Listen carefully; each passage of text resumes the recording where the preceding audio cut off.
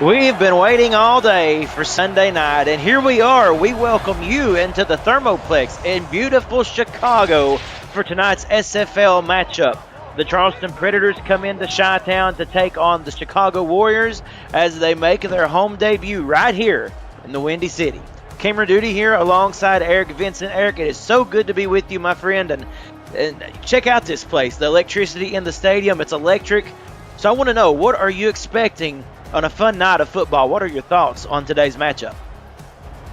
Cameron, it's always good to be alongside you, my friend, and this should be a good matchup here this evening. Chicago had a tough task against the Florida Storm, the defending SFL champions, at home in the eye of the storm, and put up a good fight. Lost by 10, put up a good fight, though. The passing game was electric for them. Charleston yet to play their first game here in season 23, had a really rocky up and down season 22, lost their first 4 games before rebounding and becoming a playoff contender. We will see what Charleston has in store for these upstart Chicago Warriors. No doubt we are going to have some fun tonight. Folks, thank you for being with us. Remember to hit that like button, and as I like to say, you're not going anywhere for the next hour and a half or so. The ball is off the tee, and we are ready to begin. And a nice return immediately. Still on his feet. And Charleston will take over at the 44-yard line as we get set and say hello to this Charleston team, led by quarterback John Lakeman. We'll take a look at the halfbacks as well in the starting lineup. Ian Francis, Nick Hoagland, and Terrell Sutherland at fullback, and Brad Taylor Wright joining as well. The wide receiving core of Doug Spelling, Nick Twice, Zoro Lunar, and Doug Britton. 3 tight ends, Leon Sandcastle, Xavier Solomon, and Bradenton James. The 2 tackles, DeBrickashaw Molyneux and Perrin Ibarra, 2 guards, Leroy James and Finley James, and at center, Jamarcus Lamarcus, the 17. That is 1st and 10 for Charleston. As we see Zoro Lunar going in. The motion pressure coming. He's able to get rid of it for a gain of 8. 2nd and 2 coming up, Eric. Yeah, and a hot start so far for Charleston off of that return there to get him great field position. Good decision-making by John Lakeman to get rid of the football quickly with the blitz coming, and sets up a 2nd and short. Keeping it on the ground to Terrell Sutherland, the fullback, who gets the first down. Let's say hello quickly to this Chicago defense. The defensive ends, Connor O'Shaughnessy, Darko Young, and P. Fudor. The defensive tackle, Sean Parent. The linebacking core of Matthias Citrian, Sabo Kanan, and Aaron Gooden. The cornerbacks, K. Magic, Derek Majors, Ricky Robinson. The free safety, Alex Bond, and the strong safety, Doug Day and Nate Hall. And that time, as you can see, a loss on the play for Charleston, getting pushed back a couple of yards, 2nd and 12. Yeah, and Gooden came around the edge there, unblocked, and completely went right up in the mustache of Hoagland and blew him up for a 2-yard loss. A lot of excitement, a lot of electricity in this building this evening. Lakeman to throw over the middle. The pass complete to Doug Spelling. He's going to be just short, 3rd and inches. Big play coming up here for Charleston. And we're already seeing Charleston focusing on the short game passing attack, getting it out of the hands of Lakeman quickly in order to get themselves some yardage. We're seeing Iman Kopak for the first time here. We'll routinely see Iman Kopak, just as Eric mentioned. Here he is under center with the gift to Sutherland, running forward and is rolled over, not before getting the first down, however, and the drive will continue for the Predators. And it's a very good methodical drive here for Charleston, mixing in the short game passing attack with the run game, not deterred with the one TFL that they experienced on the one play a little bit earlier in the drive, just sticking with their game plan and moving the ball, matriculating the ball down the field. Just a personal note here, I love the uniforms for both of these teams tonight. Absolutely. Epic under the lights of Chicago. Keeping it on the ground with Nick Hoagland. He gets 2, 2nd and 8. And let's talk about Chicago, Eric. As we know, they changed locations, formerly Seattle. An interesting note They have yet to win against Charleston in 3 previous meetings. Will tonight be the night? Dropping it off underneath to Hoagland. 3rd and 2 on the way. Yeah, and the Seattle franchise very up and down. So it's hard to say what exactly we're going to see from this Chicago Warriors team, but they're hoping for a fresh start in the Midwest and hoping to get a W here for the first time against Charleston. This is the first time these two teams have met since season 22. Week 7. To the end zone, the pass in and out of the receiver's hands. That was intended for Sandcastle, but great defense right there by Chicago and number 37, Nate Hall. Yeah, Nate Hall coming over from San Diego in the offseason. Good coverage there and a big hit. He's known for his big hits on the back end there. Jars the football loose. Sandcastle never had a chance to control it. A lot of times that play, as you mentioned, Eric, that's going to be a touchdown for 6 points. And instead, great coverage on 3rd down. And that brings on the kicking unit here of Brad Brickett. A 33-yard attempt on 4th and 2. The snap and the hold is good. And so is the kick. Charleston now goes ahead by 3 after a 3-minute and 13-second drive. Yeah, and a good start for Charleston here. Mentioned that they had a bye week last week, did not play when we were at the convention. Their first opportunity here at a W in season 23. A good drive there, just couldn't quite capitalize. Chicago doing a good job on defense, bending and not breaking. First drive of the season, and they do get some points out of it. And that kick sails out of the back of the end zone. And let's say hello to this Chicago offense.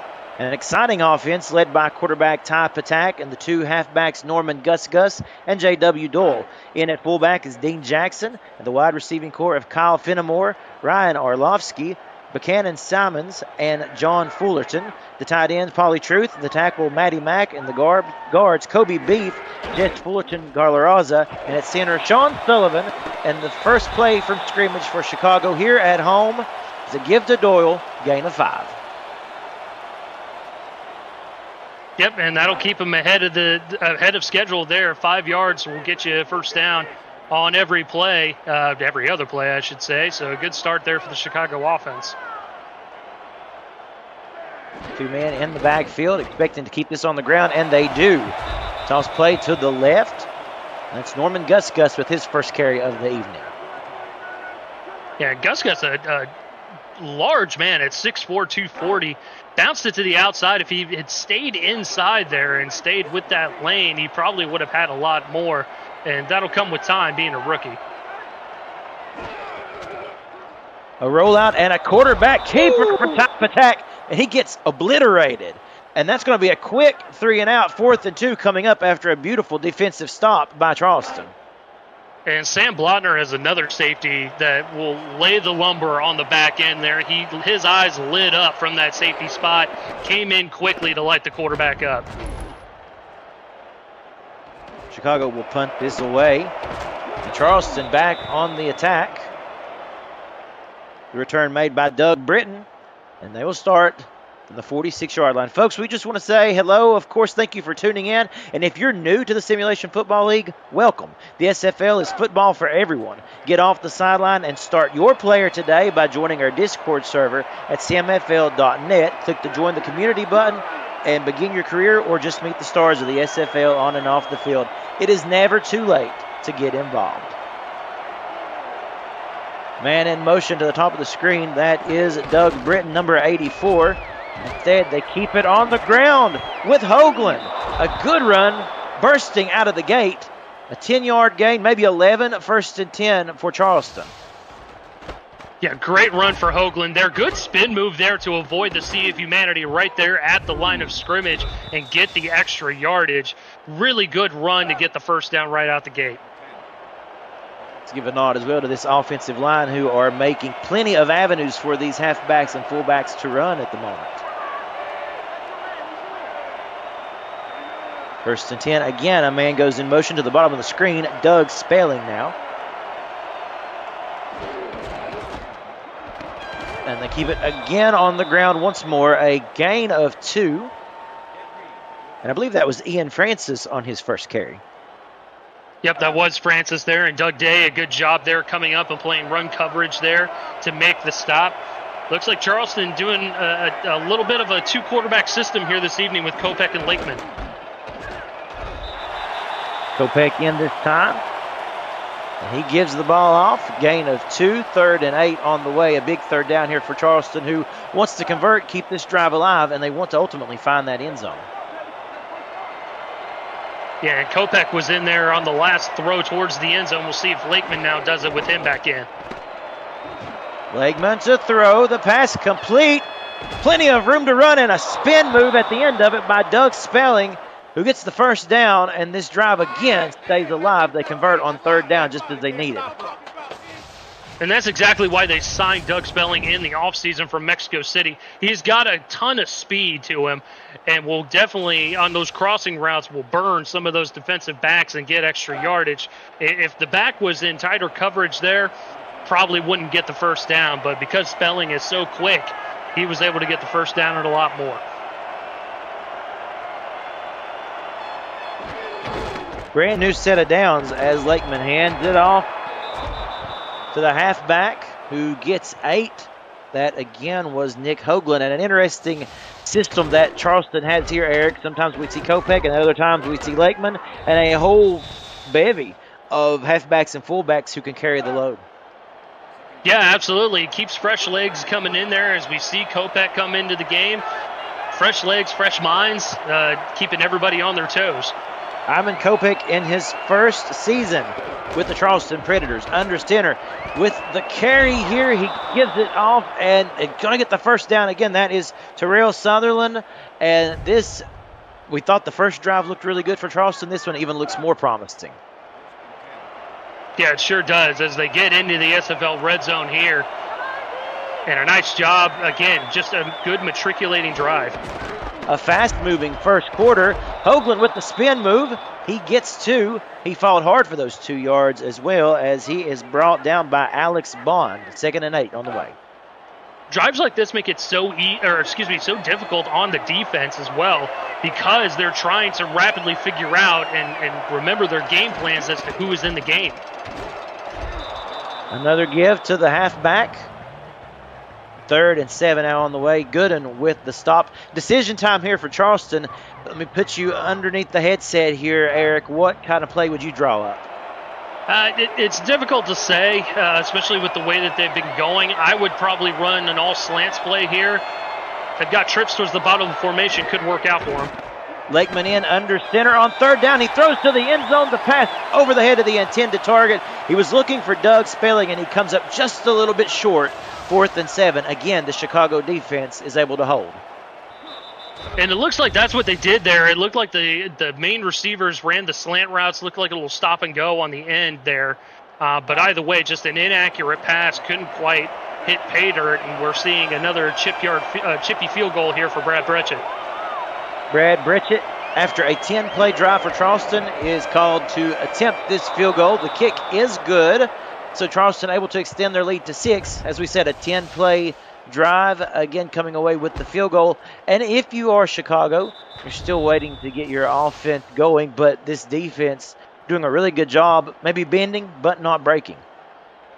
Yeah, no, and they did a good job of that against Florida as well. You know, it ended up being a 10-point loss for them, but the passing attack was on point. The defense did a good job. They're the SFL champs for a reason, so you know that you're going to get a tough task, especially on the road at their house. Indeed. So after the kneel down, Chicago will take over on the 20-yard line with exactly 2 minutes remaining in what has been a fast-moving first quarter. I feel like it's been quick. A lot of runs so far, Cameron. Yeah, and that'll do it. That'll run the clock down quickly. I do feel like we just had the kickoff there, Eric, and here we are approaching our way to the second quarter, but Chicago has work to do. Under center, there's the throw in and out of the hands of the intended target. And that'll be 2nd and 10. Let's quickly say hello to this defense here of Charleston. We didn't have a chance to, no, I'm sorry, Chicago's defense. We'll do that in just a moment.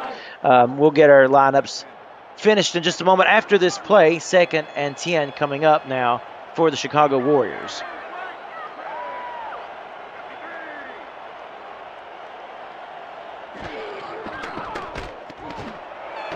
The throw over the middle. The pass is complete. And a beautiful play. A great pitch and catch down the field. And there's that man, Paulie Truth. He had an excellent year last season. He's looking for more this year. Yeah, and Patak was looking his way initially on that first play there. Couldn't quite thread the needle here. A very tough throw, especially with the pressure coming and the pocket collapsing around him. Able to find the exact area that he needed to find Truth, and a big play to start things off for Chicago. Chicago feeling comfortable at home, settling in here to this new home turf. The give left side, they give that to the halfback Norman Gus. And now let's say hello to this Charleston defense. Daterian Darshington at defensive end, as well as Dan Dash, the defensive tackles of Anthony Ellison, John Nevels, and Forrest Dalton, the linebacking core of Jack Brown, Ben Bowman, and Khalil Thomas. And we'll stop right there, and we'll come back to that after this play. Man in motion for Chicago, that is Kyle Fenimore. Patak to throw. In and out again, the hands of the intended target. That was Paulie Truth, 3rd and 9. And as we were saying, the cornerbacks for Charleston, J.W. Hartshorn and Brandon Ewing, Leo Morris and Ryan Cook. And that safety, Matt Ryan, Sam Blotner, Jacob Clear, and John Stamango. A good lineup there indeed for Charleston on defense. And it's 3rd and 9 now for Chicago as they send Fenimore in motion once more. Patak working out of the shotgun. Patak rolling. He's going to step up, run for the first down, tucks in, and gets a couple extra yards. Hard-fought yardage as well there, Eric. A nice job by Patak. Yeah, and that's the type of quarterback that you get with Ty Patak. You know, he is lethal with his arm, but he is also very deadly with his legs, and he has no qualms with taking the football in and running with it to get the yardage he needed. You saw that right there. Great job there by the young quarterback. Chicago now with a fresh set of downs. And as becoming the custom, we see Fenimore going to the bottom of the screen in motion. Patak drops back with plenty of time, and the pass intercepted, tipped, and into the hands of the Charleston defender. That is Sam Blotner with his first interception of the evening. Yeah, and that's also what you get with a young quarterback like Ty Patak. He is a gunslinger. He is going to look for his favorite targets, and I think maybe he thought that he could just thread the needle there and just put a little extra mustard to get it to Paulie Truth. But Blotner was in a great position there, able to tip it up right to himself, and a turnover, our first turnover of the evening. Now let's talk about the composure there, the awareness that Blotner had, not only to tip it in the air, but then find its way back to him for the INT.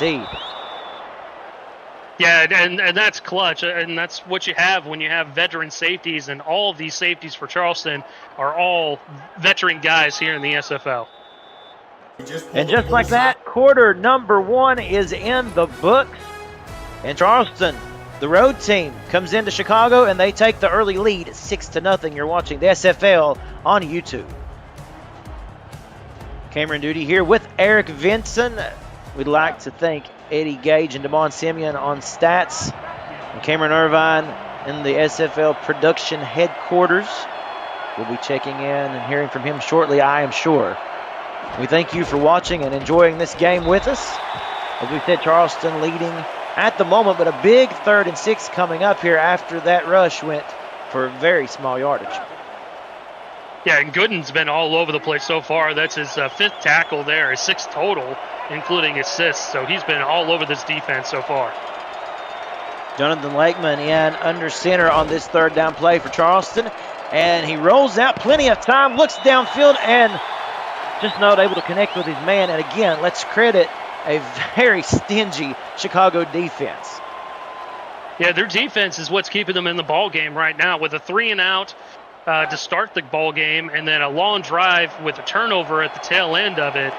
the way that Charleston is playing their offensive game plan, Chicago is going to need to put some points on the board, and their defense is hanging tough with them right now. Eric Blueberry on to attempt the punt.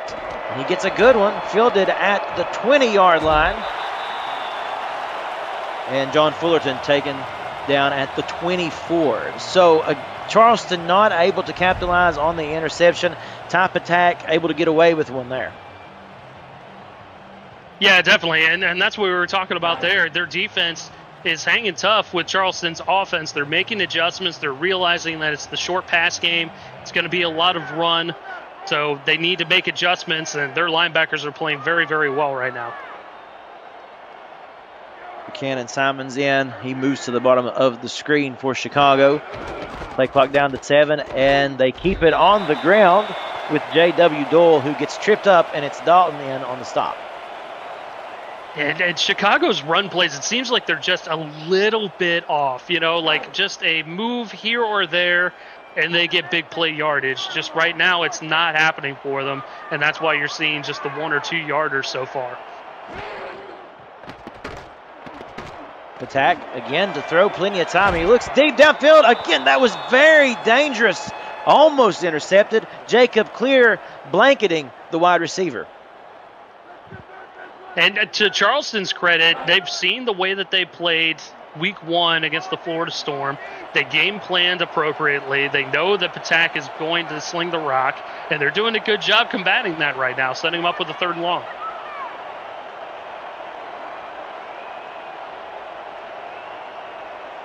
We'll see what Patak and company can do out of the shotgun formation. He's going to step up, and just like we've seen before, he's going to take off and run for the first, and we've got a player down. That's never good. That looks to be Ryan Cook for Charleston. You hate to see that, Eric. Yeah, definitely. And hopefully the medical staff can go ahead and tend to him. He's walking off on his own power. Hopefully it's just a little bit of a stinger, and he's able to get back out there sooner than later. He made the stop. That, instead of being a first down, will cause Chicago here to be in a 4th and inches, and they will have to punt it away.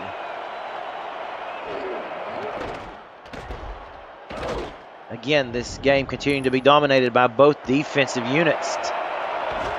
Fielded and returned to the 33-yard line as Doug Britton brings that one down the field. And we will see what Charleston can once again do here. And for this Chicago team, they are again asked for their defense to come up with a big stop. And you just got to wonder, this wear and tear here, will it start to show? They've been out there quite a bit already this first half, Eric.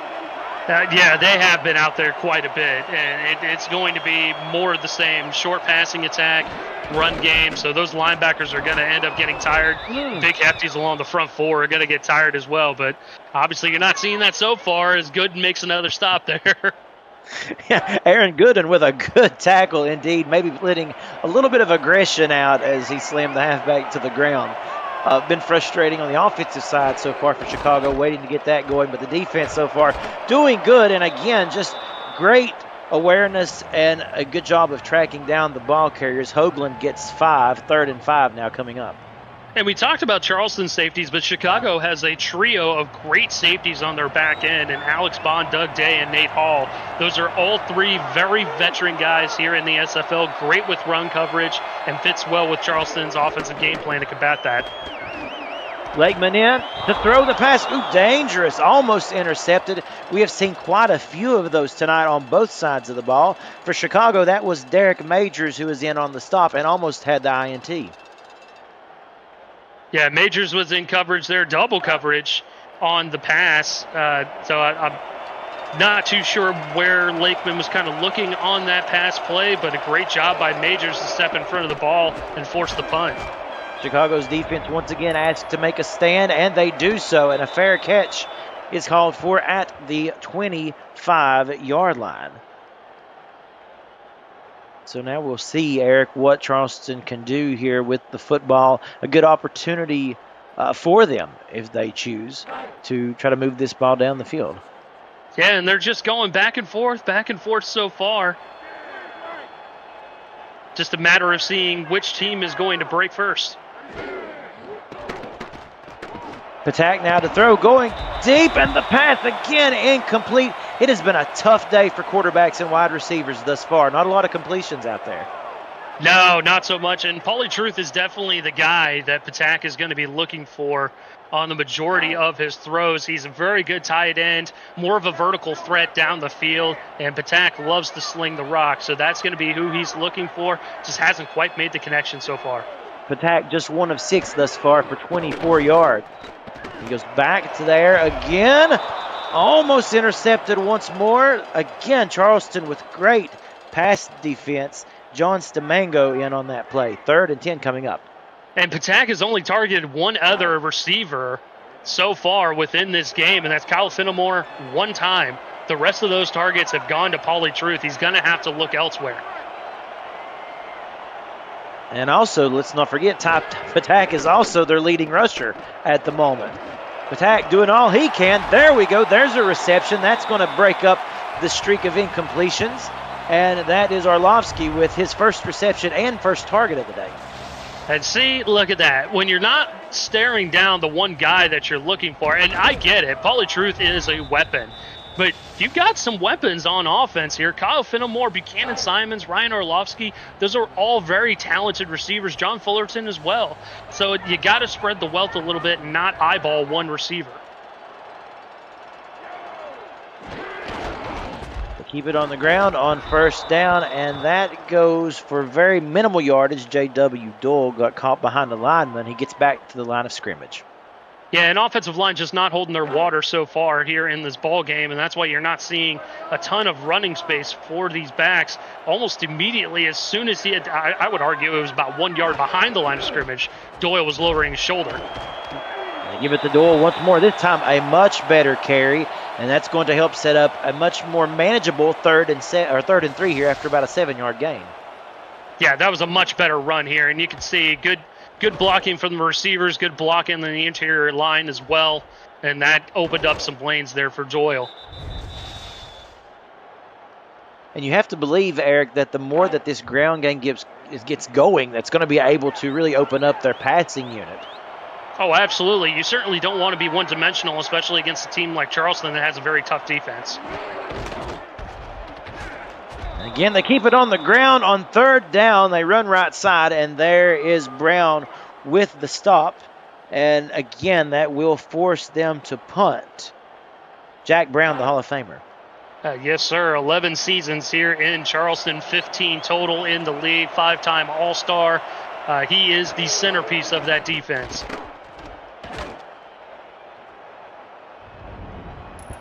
They're going to let this punt bounce into the end zone where it will be down for a touchback.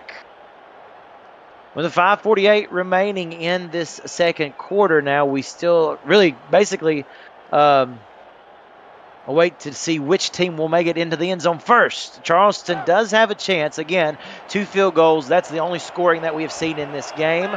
The 6 points put up by Charleston early in the first quarter. And since then, it has been a defensive stalwart. See a man in motion for Charleston. That's Doug Spelling.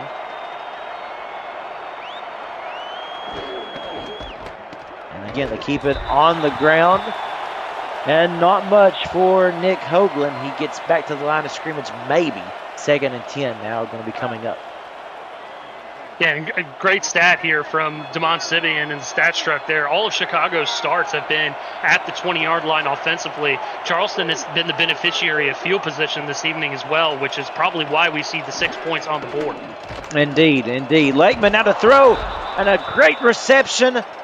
We had been looking the entire evening for Doug Spelling, and he finally gets his man. And that's a good throw there by Lakeman. A little sidearm toss, a little loft to it. Threw it where his receiver could catch it, where it was out of reach from the DB. That's a good throw there.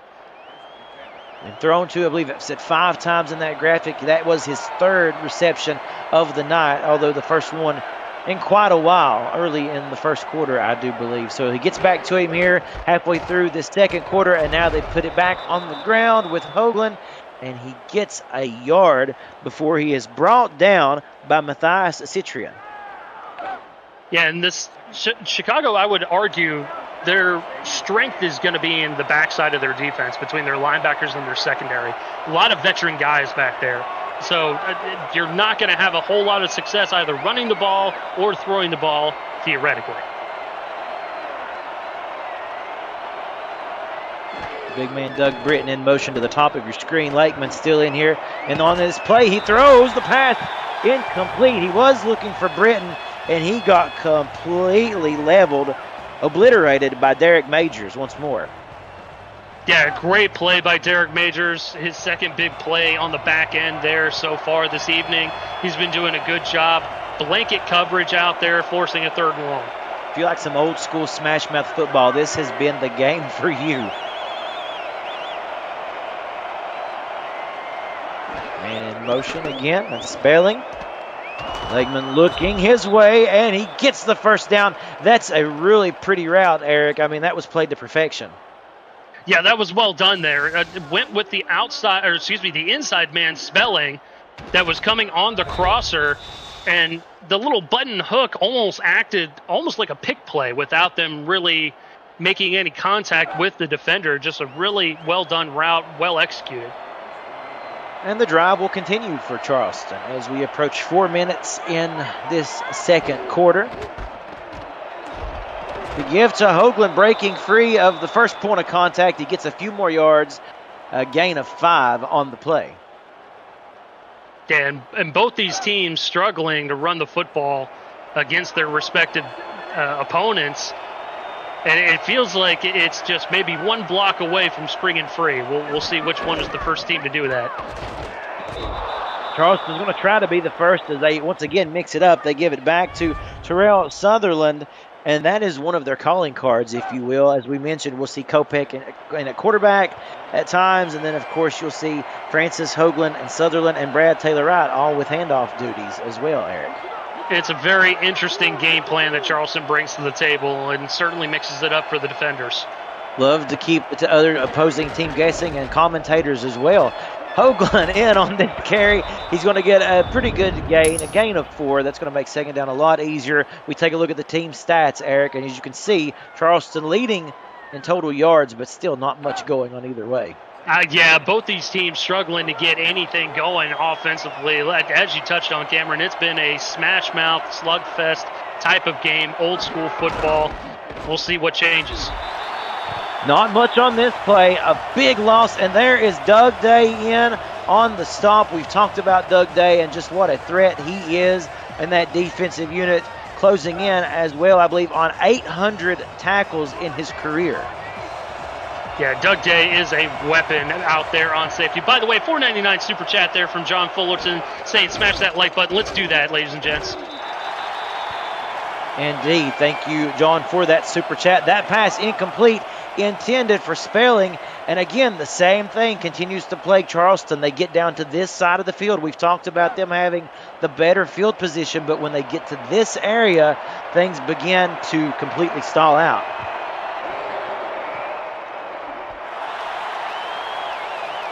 Ooh, did they get a chip on that one? I'm thinking they did. Otherwise, that's a shank.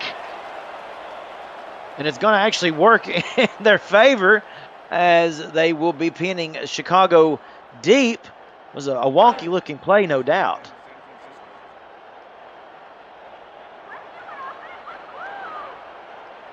And it is over 800 tackles there for Doug Day, so congratulations to him on that milestone as his team shifts on offense.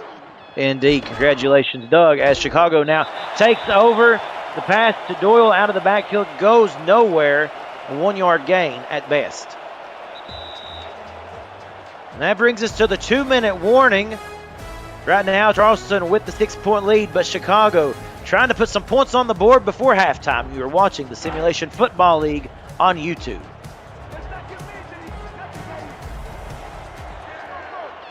No doubt Chicago wants to take these final 2 minutes, hold on to this football, make sure Charleston doesn't get the ball back, and most importantly, move the ball down the field. They'd like to have about an 85-yard drive right now. Although the ground game, not getting it done, that's going to set up a long 3rd down. Yeah, you're right. It is not getting it done so far. And again, it feels like it's just maybe one block away from springing free. Blotner did a very good job there on run support on making the stop, setting up a 3rd and long here and forcing Patak to throw. Patak working out of the shotgun formation. Pressure coming around the weak side. He somehow gets away from it. Again takes off. And he is going to be just short. A nice effort indeed by Ty Patak, but he's going to come up, as we said, about 2 yards short. 4th and 2, they'll have to punt. That was a good call on defense, sending the DB blitz there and almost got there, but Patak, with eyes on the back of his head, just took off immediately. Almost got the first down. Now Charleston's going to have a crack at the football with all 3 timeouts. Patak's feet really has been Chicago's greatest weapon up to this point, although not a lot of results coming from it. Unfortunately, as you said, they will have to punt. And Charleston now with an opportunity here for a good return by Britton, who misses a tackle, stays on his feet, misses another tackle, crosses midfield, and he's going to give those Predators wonderful field position once again.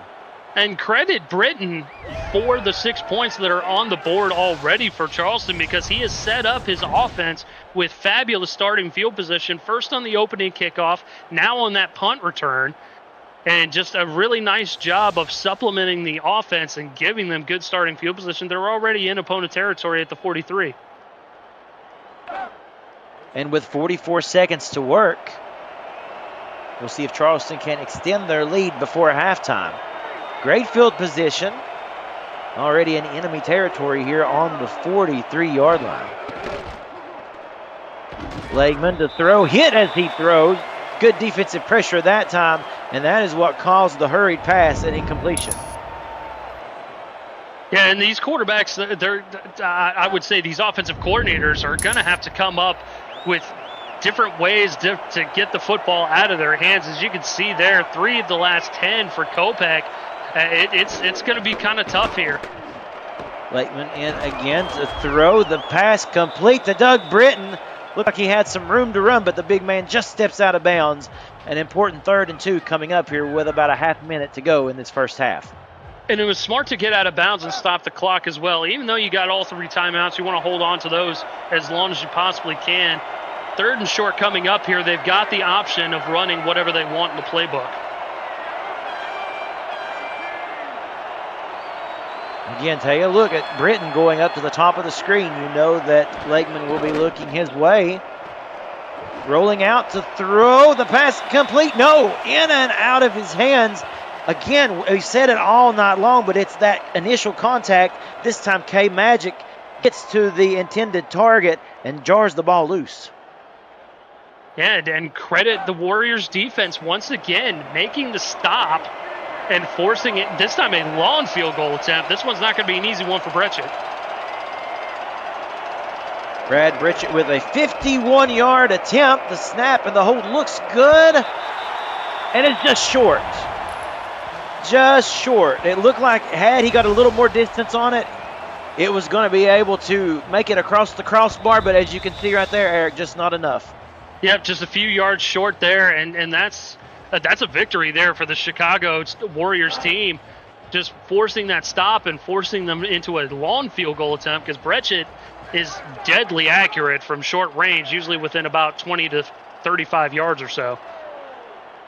Chicago with a chance here in 27 seconds. We'll ask the question in a minute, Eric, just how aggressive do you want to be if you're Chicago? They go to the air. That pass complete, 2nd and 5, and that's Simons on the catch. 22 seconds remaining. Well, again, with all 3 timeouts available to you, you might as well run your offense and just see what happens. You know, if it's one of those things where you're able to push the ball down the field and get yourself into field goal range, great. If it looks like you're sputtering and just running out of gas, go ahead and take it to the half. You're going to get the football to start the second half. By the look of this formation, go back to the air. That's Polly Truth, and they call a timeout. So they will continue to be aggressive here, utilize their timeouts, Eric, and see if they can at least get in field goal position for their kicker, Christian Ronaldo Sui. Yeah, and this is what I'm talking about. Just go ahead and run your offense, see what it can give you. They're in opponent territory. See if they can get it a little bit within Ronald Sui's range and see if he can get a field goal at least. Patak again to throw over the middle, incomplete. Fantastic defensive coverage. There was about 4 or 5 Charleston defenders in the area of the wide receiver. Yeah, and Simons knew that he had that one. Just Blotner, a great job staying in coverage on him to force the tipped ball, and then his comrades came around to see if they could make the interception. Patak rolling, pressure coming, but he stands in there and delivers a shot. The best pass of the entire day for Chicago, and he connects with the fullback, Dean Jackson. Yeah, and that was a great job there by Patak. That was a veteran move, rolling out of the pocket, setting his feet, eyeballing who he needed to throw the ball to, and firing a completion there, and that sets up a field goal attempt. And that would be an understatement if we said that that was a huge play for Chicago as they get in field goal range, and it is Christian Ronald Sui with the field goal attempt. The kick is good, and they draw within 3 with just 2 seconds remaining in this first half. And that's what you could do in these type of ball games where it's knockdown, drag out fights on defense. Sometimes a field goal is all you really need to feel a little sense of victory. Just a huge drive, a huge strike from Ty Patak to Dean Jackson to put them in field goal range. And my goodness, what a game we've got. A defensive struggle thus far, but we've seen some glimpses of offensive production. And I can't wait to see what the second half holds as Hoagland gets the carry. And he stays on his feet. Oh, he almost broke one loose. We talked about that, Eric, how close he is to breaking one and going down the field. Yeah, you saw it right there. In any other given situation, that was going to be an impressive run and a good drive starter. But with only 2 seconds on the clock, we've hit halftime. Halftime indeed. 2 quarters in the books and 2 to go. And we'll get ready and let's take a quick halftime break presented by Brakes GPT. Cameron Duty and Eric Vinson here as we take a glance at some stats and some snapshots of this first half. Eric, give us your thoughts, my friend. Well, we've talked about it. It's been a defensive struggle here with both of these teams, and I would credit the return game for Charleston setting up the 2 field goals that they've gotten so far, as Brechet wasn't able to hit from long distance from 51, and Chicago doing their absolute best. You see they've got 32 tackles on defense. That's huge for a first half there. Sam Blotner doing a great job for the Charleston defense as well. He's got a pick and 5 tackles as well.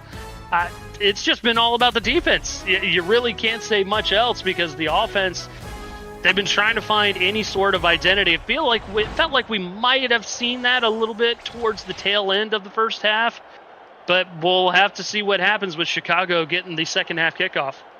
We welcome you back to Chicago, and we would like to, as we start the second half, tell you about Brakes GPT. Break into the world of sports memorabilia collecting with Brakes GPT. Featuring signed football jerseys, helmets, photos, and more, Brakes GPT offers you the shot at winning autographed and authenticated sports memorabilia at a fraction of the price. Join the community of collectors on our Brakes GPT Facebook page and lock in your shot at hitting a humongous headliner on our site, BrakesGPT.com. And if we were to have any memorabilia from this game going to Brakes GPT, it would have to go from the field goal kickers, probably a pair of cleats or 2, as that is the only scoring we have had thus far in this game. A 3-point game, Chicago getting the ball here to start the second half. And they keep it on the ground with J.W. Gould. And we'll quickly go to Cameron Irvine, who is at SFL headquarters for a game break. Cameron, how are you? Thank you, Cam. Doing well. LA and Louisiana tonight. Dwayne Salmons breaking a couple of tackles and scoring. That game is all knotted up at 7 late in the first half. Back to you in Chicago. Good football across the SFL community this evening. We thank you for being here with us on this game. 3rd and 2 now coming up for Chicago. And again, a big play. Another stat, a great stat by DeMont Simeon. That start once again for Chicago was at their 20-yard line. They have not moved off that 20-yard marker. But can they convert here on 3rd and 2? They keep it on the ground with J.W. Gould, and he gets just enough, Eric, Yeah, and that was a good job there by Chicago to mix in a little bit of the swing pass game with their run game in order to get just enough for the first down. Might have seen some halftime adjustments there in the locker room. We'll have to see what happens there. We've seen Doug Day in at fullback a couple times. Pressure coming, Patak the throw, and whew, that was some hard-hitting football right there. Coming in was the Hall of Famer Jack Brown to make the big stop on Pauly Truth, and yeah, he gets up stretching that shoulder a little bit. That was quite the hit he took.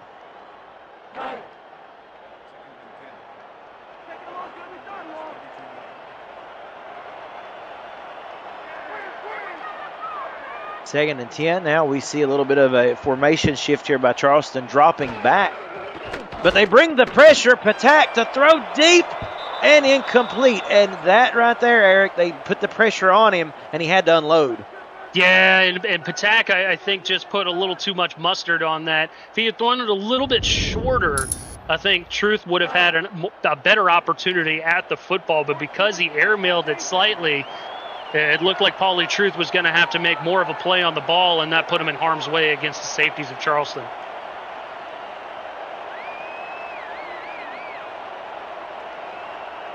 Man in motion here for Chicago. Three receivers at the ball. We screen Patak going to step up. He splits the red, if you will, and he gets close to the first. But again, you're having to see him scramble on third down, and just too much for him to have to make up. I don't know how he split the interior line there to even get free to start with, and then he almost got another first down with his legs. That's been the weapon so far here for the Warriors on offense. Chicago once again forced to punt. And now Doug Britton with the return for Charleston, and they will take over at the 36-yard line. That was Doug Day in on the stop. Doug Day doing a little bit of everything out there. We saw him line up at fullback, made a catch. He's been playing safety. He's out on special teams. He's doing everything for this Warriors team. I had a moment I had to say to myself, I have to think my eyes are deceiving me here from the booth. But no, that was Doug Day in on offense as well. And that was seen back in his usual position on defense. And that pass is complete for a gain of 7. So 2nd and 3, Doug Britton, the receiver. And we'll see how the Chicago defense responds here as we see another substitution. Kopech checking into the ball game here for the Predators on offense at quarterback. Kopech, hands off to Sutherland, who gets a few before he is brought down by big number 51, Sean Parent. A fun fact for Parent, all 5 seasons he's been right here in this organization. And Charleston continuing to mix things up, keeping Kopech in the game. He attempted one pass towards the end zone that was broken up. We'll see what he does here. A 3rd and 2, and the crowd comes to their feet. Starting to get loud in here, keeping it on the ground. And they get the first down with Wright. So the drive continues. And the short game running attack is working wonders here for Charleston. The fullbacks and the halfbacks just constantly interchanging fresh legs. They're doing a good job with the run game. Lakeman back in under center, and he throws. The pass is complete, but not for much yardage. Maybe a gain of 1 was Spelling, as it was K-Magic blanketing him on the coverage. Yeah, Magic did a great job in coverage out there, and looks like it was man coverage there for the Warriors defense, and it was blanketed coverage, nowhere to go. The ball right at midfield. Charleston now trying to extend this drive. They go deep to Spelling, who has been an absolute workhorse this evening, and a beautiful pitch and catch by quarterback wide receiver right there.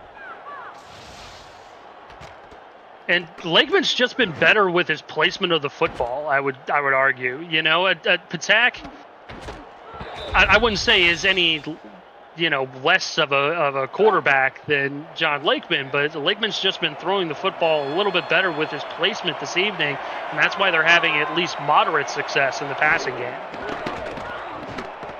Lakeman to throw out of the backfield for Hoagland, who they're going to give him credit of 1 yard there at Gooden with another good tackle. He's been all over this field today.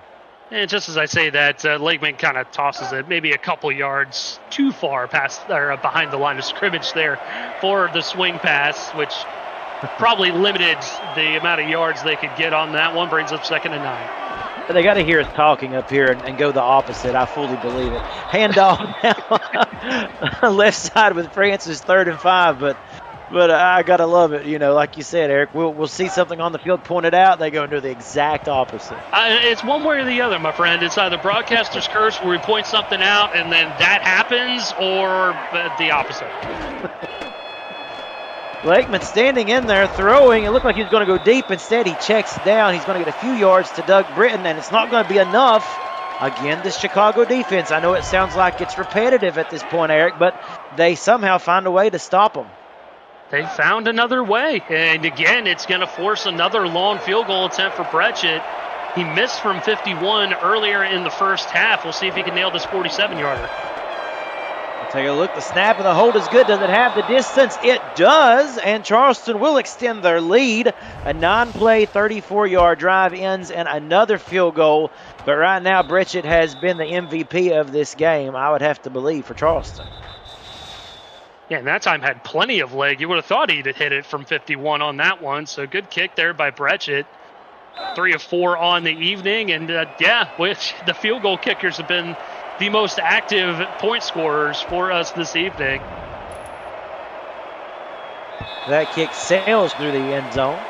And that will be a touchback. Folks, how many likes do we have on this video so far?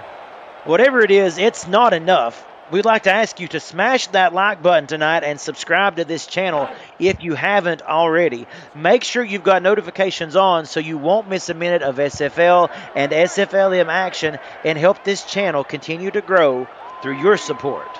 And again, we thank you for your likes and your subscriptions and just telling a friend about the exciting action going on here at the SFL. Top attack to throw on first down. That was almost intercepted, in and out of the hands of the defender. That was number 25, J.W. Hartshorn. And had he got a hold on it, he would have been going to the house for 6. Yeah, because he was in a much better spot there as a defender than the receiver was on that play. Just, again, a struggle fest here for Patak to even find any sort of room in the passing game. And again, they bring that pressure. Patak has to unload quickly, and we've talked about it, Eric. That's where a lot of the struggles are coming right now. He cannot place his feet without having to really get rid of the football. No, he's getting a lot of pressure in his face, and it's coming pretty quickly, so he's having to make quick decisions without really having time to analyze what is out there on the field. Probably why that they're struggling offensively so much. 3rd and 10, and it's this Charleston defense that has been relentless tonight. And a big 3rd down, pressure coming, and he didn't feel it. Completely smacked down, and in the backfield, Tyrion Darshington with the sack. Tyrion Darshington, that man has a family. You didn't have to do that to him like that, right up in the mustache. That's a huge hit from a huge man, 6'5", 300 pounds. He wanted to make sure that he buried him a couple of feet in the turf, and what a hit. A hard-hitting football game, as we talked about earlier tonight. And now you will see Chicago again having to punt, this time from their own goal line. And again, we have to bring up the field goal, or the field position rather, Eric. Charleston getting a chance to start on the 44-yard line. Well, and again, Chicago getting their start on offense at the 20 once again. And when they don't have any sort of success offensively and forced to punt the football, it's inevitably going to give Charleston much better field position like we're seeing right now. So it's up to the defense once again to stand tall. Charleston wanting to try to pull away in this game. They can do so with a good drive here. And that pass is complete. That was the fullback getting in on the action, Brad Taylor Wright, for the first. And I'm shocked that he was able to bring down this football. Doug Day doing a good job getting out there in coverage and just barely missed the ball as Taylor Wright was able to reel that one in. You know, Eric, I mean, they really couldn't cover anybody any better than what Doug Day did. No, can't fault Doug Day one bit. Just sometimes you're the bug, sometimes you're the windshield. First and 10. Again, great field position here for Charleston. Hoagland bouncing off of a defender, and he gets about 3. But, yeah, already in field goal range, but this time you know they are hungry to get to that end zone. Oh, absolutely. And overall, I would say that they've done a good job in run defense here today. You've seen Hoagland being the most successful back so far, but I would argue that the majority of the runs have been like that, where it's 1 or 2 yards on the ground.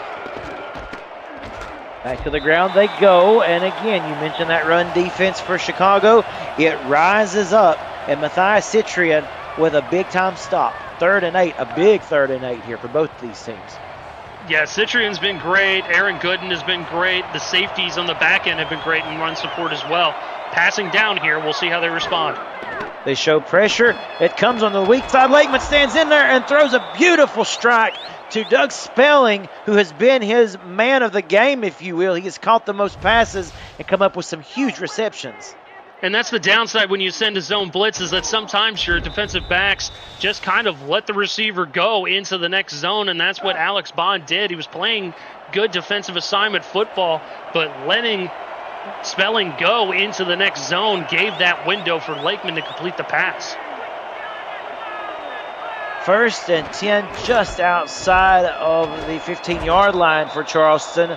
Hoagland with the carry, and I believe we do have a player down. We do. That is Nate Hall for Chicago. And as we said, you hate to see it in his first season in Chicago, Eric, and he goes down in the second game. Yeah, and that's a big loss there for the secondary of Chicago. Like I said, all 3 of those safeties back there, good veteran safeties. Great job in run support as well, so we'll have to see if he's able to get back out onto the field. The injuries that we're seeing as this game wears on, just a product of how physical this football game has been. And it has been hard-hitting, smash-mouth football the entire way. The handoff to Sutherland, again, going nowhere. And the tackle made by Citrian, a big 3rd and 5 right here. Yeah, this is a huge 3rd down play here for Chicago. With the 3rd quarter weaning down, last 2 minutes or so, if you can force a field goal attempt here, that'd be huge. Closing in on 2 minutes remaining in this 3rd quarter. The pressure coming. Lakeman stands in, throws for Spelling.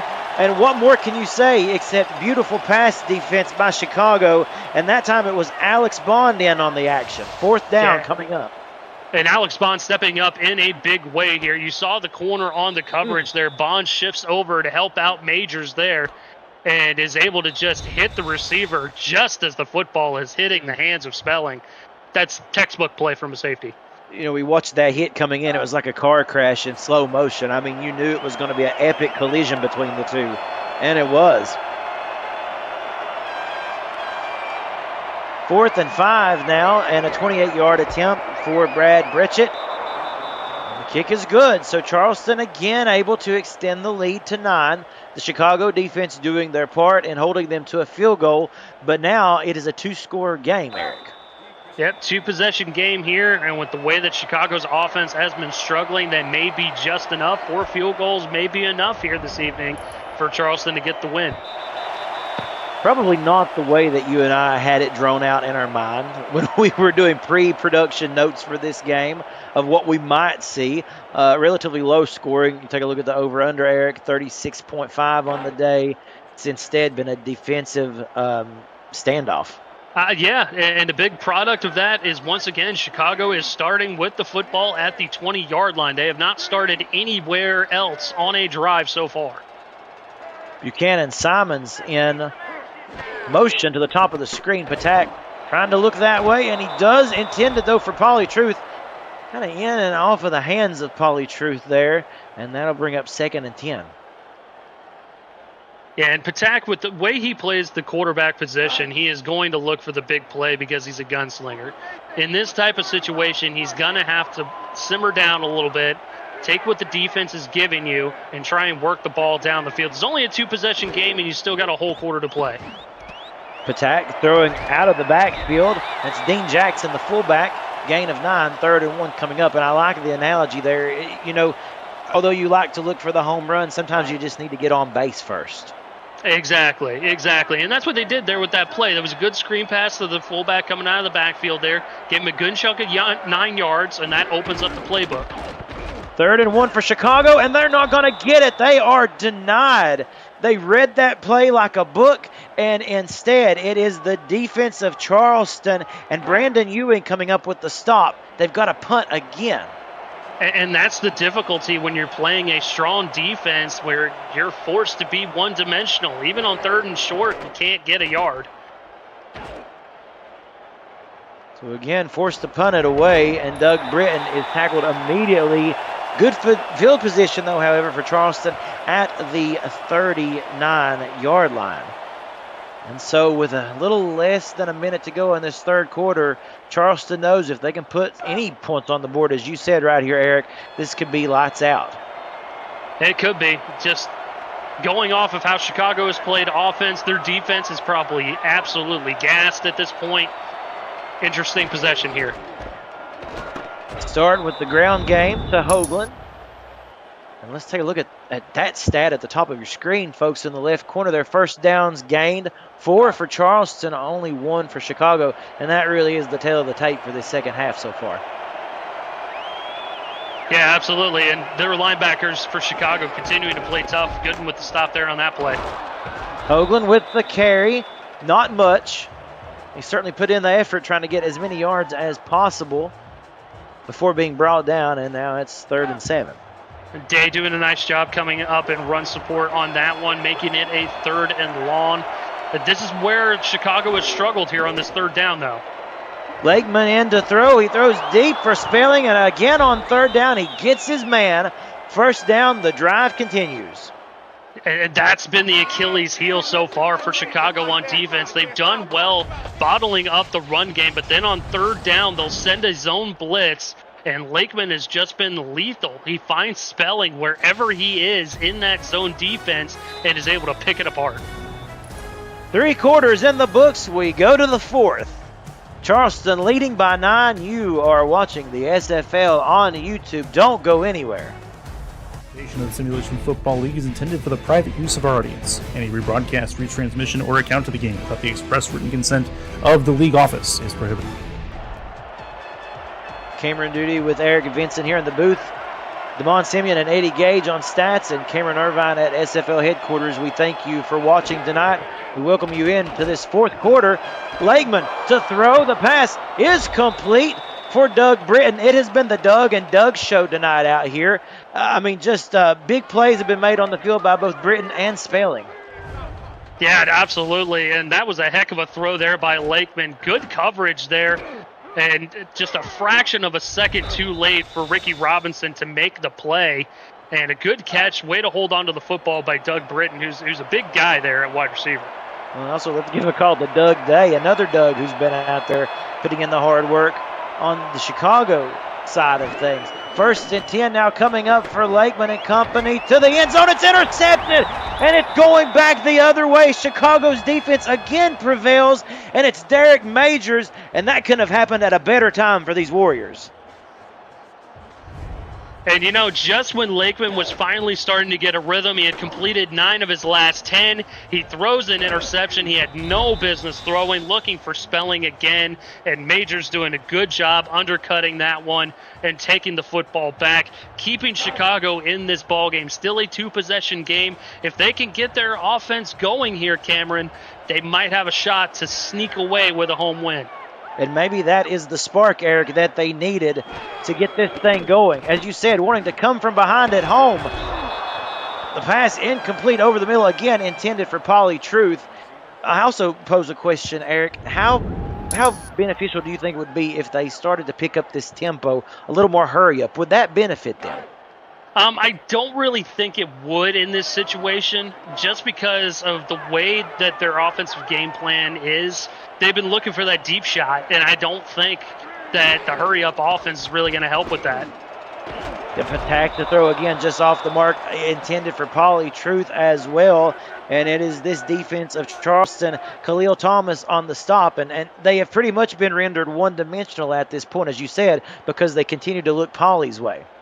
Even more so one-dimensional than you would normally think, right? Like, usually when we say one-dimensional, we mean the pass game or the run game. Mm-hmm. They've limited it down to just one guy being targeted. Pauly Truth has 13 targets this evening. Patak on 3rd and 10. You know he'll be looking his way if possible. He's going to step up. He's going to run. He's going to get close again before getting thrown down. And that's just a movie we've seen a couple of times tonight. John Stamango with the stop, and it's 4th and 5. Yeah, it's one of those movies you go back to see if they change the ending, and it never changes. So, it might be time to kind of reach into the bag of tricks and see if they can find something else on 3rd and long. Yeah, time to find maybe a sequel. Change the ending. Instead, it's a punt return, and take a look at that. Oh, my goodness, it's Doug Britton bulldozing over a defender. A beautiful play, a beautiful kick return. I mean, what more can you say? You love the physicality on a punt return such as that. Oh, my goodness. Yeah, Doug Britton, man, that was a good job there, just lowering the shoulder and laying the hit on the special teamer there. He's been great for Charleston. And, again, I'll touch on it again. He's been the reason for Charleston's points here this evening. He's been setting them up with good field position. And because of that, they've been limiting Chicago back to their own 20-yard line. So, again, good field position here at the 42 of Chicago. Hoagland with the carry. We've said he's just 1 or 2 missed tackles away from breaking one to the house. He gets 8 on that play, so 2nd and 2. And now, Eric, you start to work the clock. Yep, now is about that time to do that. And they've had success on the run game with Hoagland as well. He's run the ball fairly decently at 75 plus yards here for the game, averaging a little over 4 yards a clip. So go ahead and keep the ball on the ground, run some clock. No hurry in this Charleston team at the moment, and why should they be? Another handoff to Ian Francis, and he gets a few before he is brought down by Citrian. And here's going to be the test. Because Chicago has been great on defense in short yardage situations here. We'll see if they can make the stop. On the ground, and they do get the stop. They gave it to Sutherland. Citrian, who has been able to read these run routes pretty effectively all night long. And again, as we said, this side of the field, they come up somehow, and they're out of field goal range, so they're going to have to punt this away. Yeah, back-to-back plays there for Citrian. Great plays there to keep them out of field goal range and force the punt. Blueberry to punt, and we're going to see if he can keep this one in. Oh, just barely. Yeah, that was about as close as it gets. Instead, I do believe it will come out to the 20-yard line. No surprise, is where Chicago will set up today. And with 7:20 to go, Cameron, again, if you can find a little bit of offensive momentum, the game might shift in their favor, but we'll see if they can find that. Yeah, any kind of points at this moment would be epic. And, well, my goodness. I mean, just a hit right off the bat. J.W. Doyle didn't have a chance to even look up before he was buried in the backfield.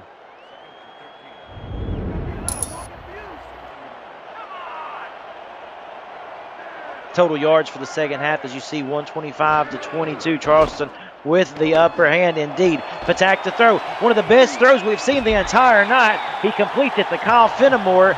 Maybe a spark that they need to get this drive going. And that's what we've been looking for Patak, is just a little bit of touch on his balls. He doesn't need to hammer it in there.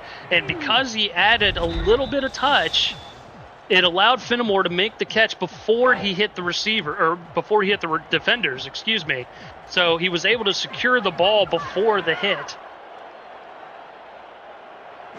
A much-needed first down, and Patak again to throw middle of the field. He finds Pauly Truth right at midfield. So now, as you said, signs of life. Starting to see Chicago here maybe string a couple of good plays together. And again, placement of the football. He put it up and away for Truth to make the catch. And this time, Truth does a good job. Thankfully, it was just one-on-one coverage out there for him. He's able to secure the ball and go down with it without it being jarred loose. A lot of these throws we've seen to Truth are in double or triple coverage. 6:05 and counting in this fourth quarter. That pass was again, close to being intercepted. He had a receiver in the area. That was Fenimore he was looking for. It looked like Fenimore wanted to cut back inside and maybe wasn't ready for that pass. Yeah, Patak pulled the trigger just a little bit too soon. If he allowed Fenimore to get a little bit more on that route, he might have beat the defender and had a little bit of space of separation. Didn't quite get it there. Patak with time throws to the receiver who is not going to get free and instead will lose 4. That was Buchanan Simons, and he was just completely wrapped up from the start by J.W. Hartshorn. Yeah, Hartshorn did a great job out there in coverage. There was really no reason to throw that football out there. I would sooner throw it away at that point, but Hartshorn, a good job making the play after the catch, too. 3rd and long. He steps up. He throws deep. Oh, he had his man. He had him beat just a couple of steps ahead, but instead it was the Charleston defense who was able to swat that one away. Patak takes a shot at the end of it. And again, you see right here, it's 4th and 14, and they have to punt it away from midfield. Yeah, and he was looking for Fullerton on that one. That could have possibly thread the needle there, and I guess that's where you've kind of put yourself with the game situated the way it is. Now Chicago wanting to pin Charleston back deep. Doug Britton with the stiff arm, and he brings it out. Ball will be placed around the 10-yard line. And this could be, this just feels like a do-or-die drive, doesn't it, Eric? I mean, if they can get the stop here, Chicago that is, and get Charleston off the field quickly, maybe they have some signs of life, but it's going to be tough to get the football back with 5:30 against this team. Well, and that was smart right there to go ahead and punt the football and play the field position game with it being the situation that we're in right now. So we'll have to see if they can rely on their defense to get yet another stop. Hoagland with the carry, and as he's been all night, tried and true, he always gets 3 or 4 yards seemingly on one of those runs. 2nd and 6 coming up. Yep, Day coming up there in run coverage once again. He's done a great job all game long, as well as the linebackers for Chicago. I'm in Kopech in. He hands off to Terrell Sutherland, who gets about 3 more, and as we said,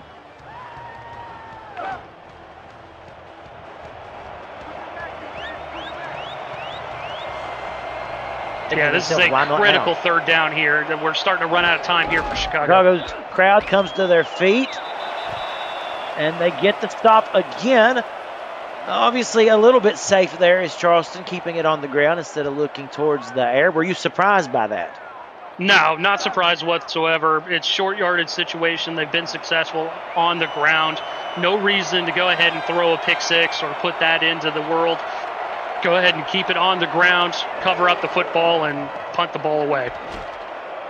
Low snap that time. Blueberry had to adjust it, but he gets a good kickoff.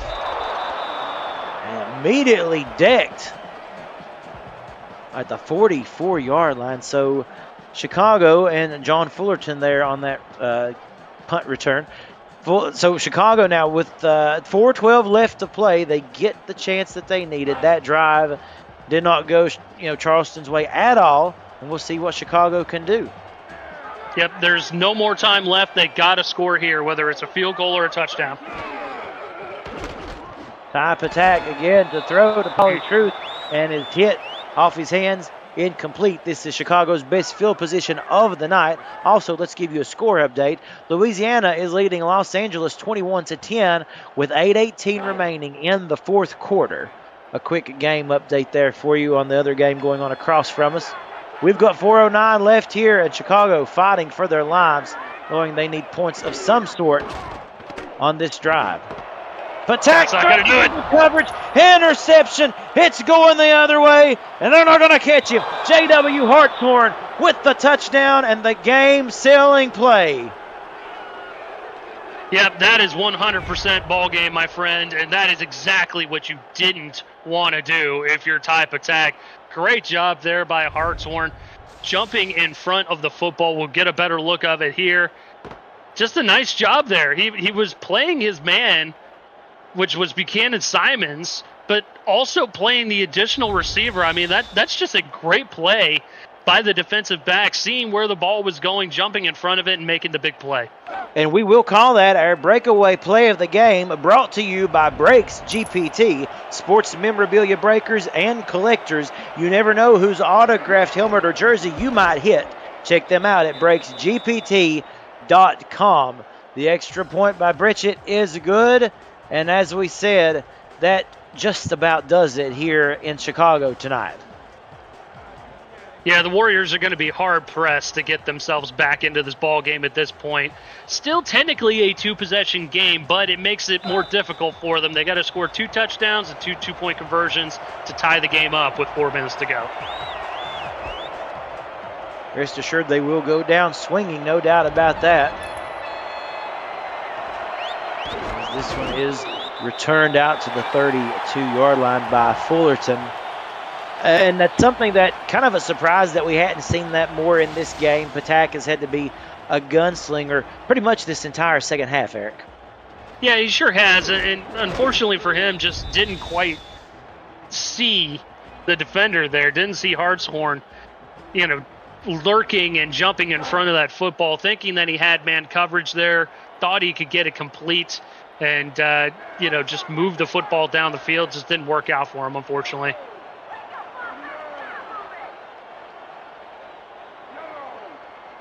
Buchanan Simons is in motion here for Chicago.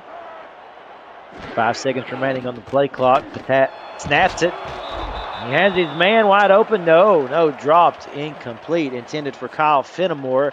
And Eric, it looks like Charleston is going to make it a 4-0, although this game isn't over yet. But if they do win, they will have 4 wins. And Chicago still looking for their first victory against Charleston. Yep, and their first victory as a pro franchise as well. 3 wins to this point, going for a 4th tonight. Trying to thread the needle there was Ty Patak, and that'll stop the clock with 3rd and 10 coming up and 3:49 left in this game. And, I put a lot on Ty Patak and his placement of the football and how he's throwing the football. The receivers got to do him a little bit of a solid as well. A lot of these balls, they're hitting the hands. They've got to come down with these balls in these tough situations against a tough defense.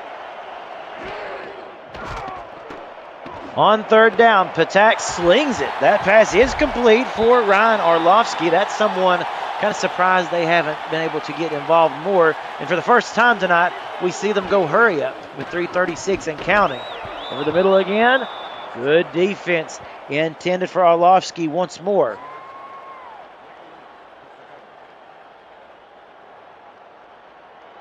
And we talked about it a little bit, Cameron, how you got to look somewhere else other than just Paulie Truth. I understand he's a weapon, but man, oh man, you got to look elsewhere. I feel like he's gotten better with that in the second half, but maybe a little bit too little too late. Fullerton goes in motion from the top of your screen down to the bottom. To Patak's left. He looks left. He throws. That's just too far ahead of the intended target. He was going for number 83 right there, and that is going to be James Williams who is in on that formation. Yeah, and that one was just a little bit too hot coming out of the hands there. No shot that Williams was going to catch that ball. To his credit, Patak hasn't had much time to really plant his feet or look anywhere before having to just get rid of that football. The pressure has been fierce. Patak, same result right there, Eric. Same result indeed. Pass incomplete, intended for Simons. Yep, same old song and dance. And I think because the pressure was getting to Patak early, he's getting a little bit of happy feet back there, thinking he has to get rid of the football sooner than he really does. Because we're seeing him just complete his drop back and just throw the ball. Maybe a little bit of PTSD after that last sack he took a couple of series ago. In and out of the hands of Paulie Truth, and that's going to do it for that drive. Instead, Charleston will take over. Just a frustrating night on offense for this Warrior team and their home opener in Chicago. Yeah, and again, I touched on Patak. Obviously, Ty is getting a little happy out there with the way he's throwing the football, but his receivers have got to do him some credit. I mean, you're targeted 16 times, 17 times, and you can only come up with a few of those catches. You got to do your quarterback a little bit more of a solid. With 3:23 to go, Charleston looks to keep it on the ground. Sutherland with the carry, and the clock will run. Yep, and that's all you got to do here if you're Charleston is go ahead and run the clock, keep it on the ground, protect the football. Don't give Chicago any sort of life in this situation here.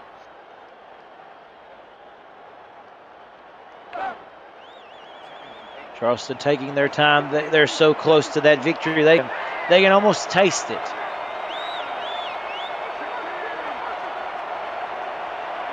You see a man going in motion for Charleston. Xavier Solomon, the tight end. And they keep it with Sutherland.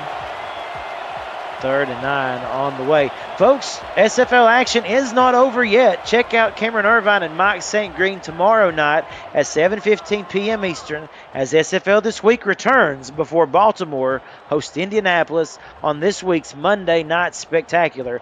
That's all happening right here on SFL YouTube. And I know, Eric, you like me, were very excited to see the SFL week make its return. Oh, absolutely. Always a great time. 2 times a year when we see a brand new season for the Simulation Football League, and it's a good time to be here. An exciting, electric time indeed just around this whole league. I mean, there's a lot of attention, a lot of buzzing about these teams and just what's going on in our league. 2 minutes remaining in this football game. You're watching the SFL on YouTube.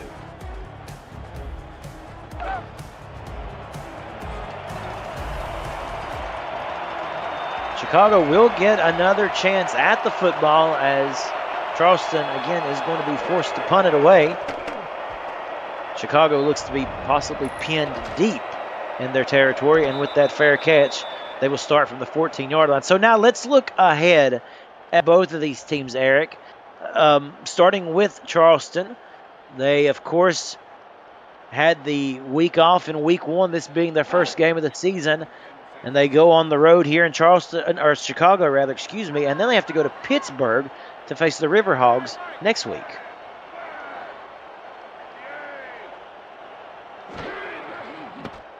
First down, Patak throws out of the backfield to J.W. Doyle, and he gets pushed out of bounds, 2nd and 10.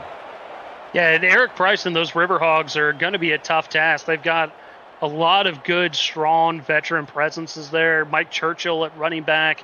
You've got Kane Vasquez, who's a 14-season vet on the backside playing strong safety for them.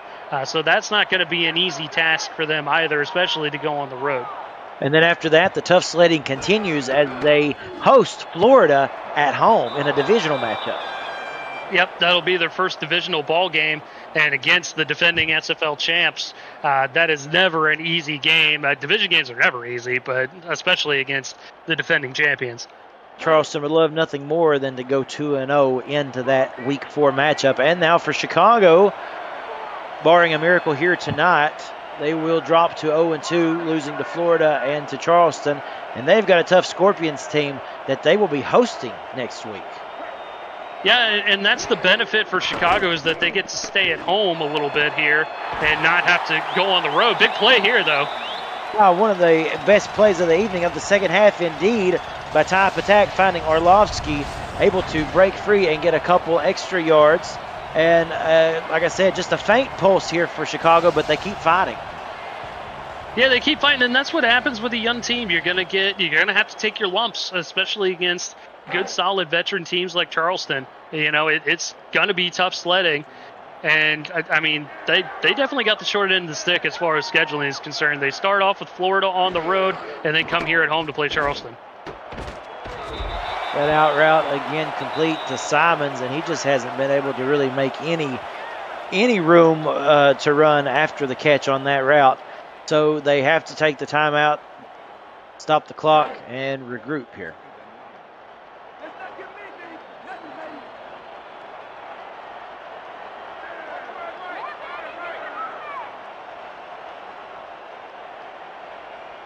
Attack back under center. Quick drop, throws a one-handed reception. Kyle Fenimore was a beautiful play, and you know what? Let's give him that. Kyle Fenimore, we're going to give him the Nice Hands catch of the night. That's brought to you by Retroid. Put a Retroid handheld in your hands and play the only video game with your player in it. That's SFL 4K 23. Just a nice one-handed effort there, Eric. Keep the drive alive. Yeah, and a lot of the starters here for Charleston sitting on the bench at this point with the game seemingly in hand. Still a good job by Chicago to run their offense and keep fighting. That was Buchanan Simons in motion, and they do get the reception, and they use their final timeout. So now it's just going to be about getting to the sidelines and stopping the clock and trying to do the best time management that you can in order to get hopefully a few points on the board before this night ends for Chicago. They'd love to get to the end zone. Be a good morale boost as well. Attack to throw. That was Buchanan Simons, I believe, the intended target. No, I'm sorry.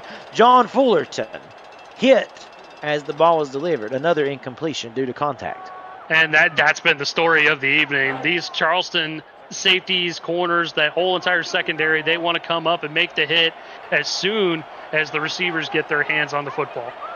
And as you mentioned, a two-score game. It is not out of the equation, though, if they can score here. Patak throws complete. We were looking for a score, and Fenimore gets it for them.